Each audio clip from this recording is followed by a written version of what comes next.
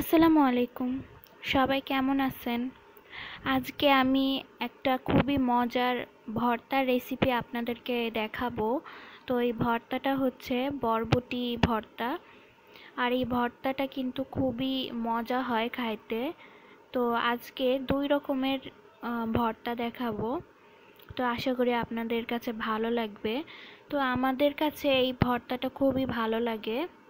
তো এখানে ভর্তা করার জন্য এরকম বরবটিগুলোকে এরকম ছোট করে কাটা হয়েছে। এরপরে হচ্ছে পেঁয়াজ আর রসুনগুলোও এরকম রাখা হয়েছে, আর কাঁচামরিচ আর ধনেপাতা এগুলাই লাগবে ভর্তা করার জন্য, তেমন কিছু লাগবে না।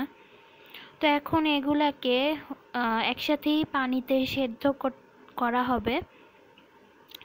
তো এই ভর্তাটা আসলে যদি কারো মুখে রুচি না থাকে বা কোনো কিছু খাইতে ইচ্ছা না করে, তখন যদি এই ভর্তাটা করে আপনারা খান তাহলে আপনাদের কাছে খুবই ভালো লাগবে। গরম ভাতের সাথে তো খুবই ভালো লাগে এই বরবটি ভর্তাটা।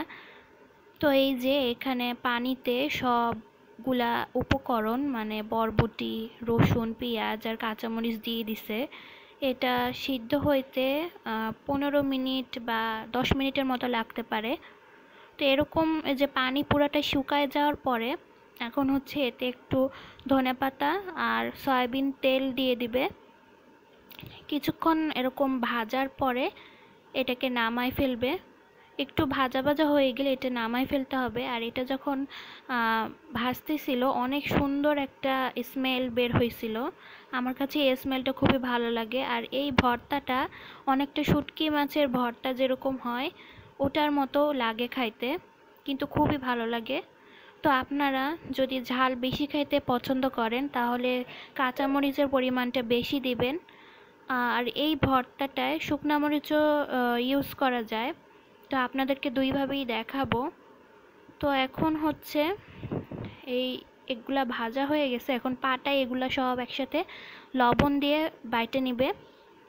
তো এই ভর্তা কিন্তু পাটায় বাটা হইলে খুবই ভালো লাগে। যে কোনো ভর্তায় পাটায় বেটে করা হইলে এটার স্বাদটা খুবই ভালো আসে। তো এই ভর্তাটা বানানো হয়ে গেছে। আর আমি বলছিলাম শুকনা মরিচ দিয়ে দেখাবো। তো এই যে এটা হচ্ছে শুকনা মরিচ দিয়ে বানানো।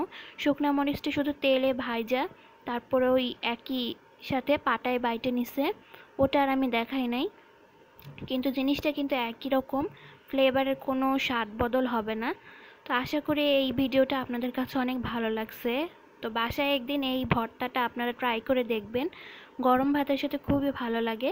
তো আজকে এই পর্যন্তই, আবার দেখা হবে। আল্লাহ হাফেজ।